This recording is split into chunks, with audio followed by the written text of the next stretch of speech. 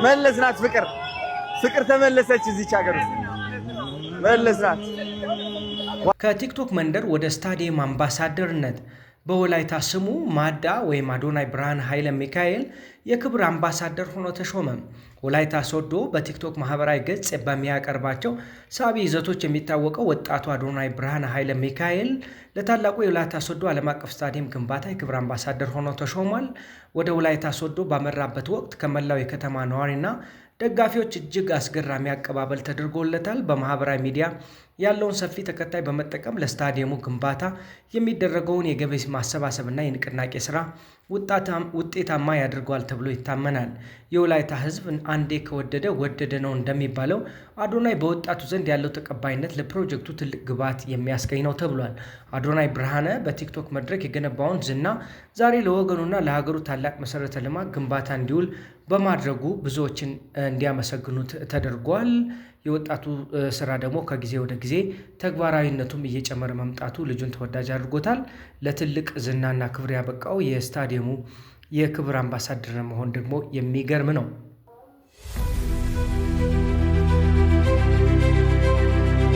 በአዲስ አሰራር ከቲክቶክ ብዙ ሰዎች እየሸሹ ነው። አዲሱ አሰራር ምንድነው? የቲክቶክ ይዞት የመጣው አዲሱስ ነገር ምን ይሆናል?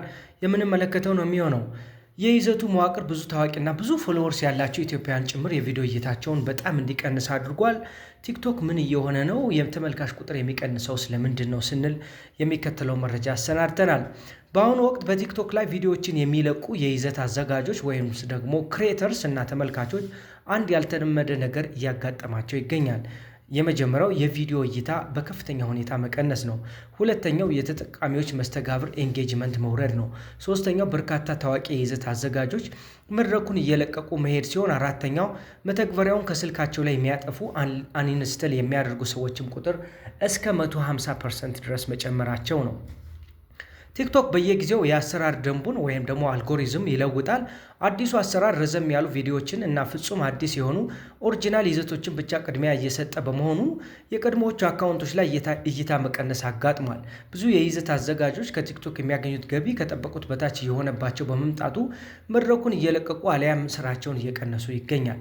በተለያዩ ሪፖርቶች መሰረት በቅርብ ጊዜያት ውስጥ ቲክቶክን ከስልካቸው ላይ የሚያጠፉ አንኢንስታል ሰዎች ቁጥር ከ150% ድረስ እንደሚደርስ አስታውቋል።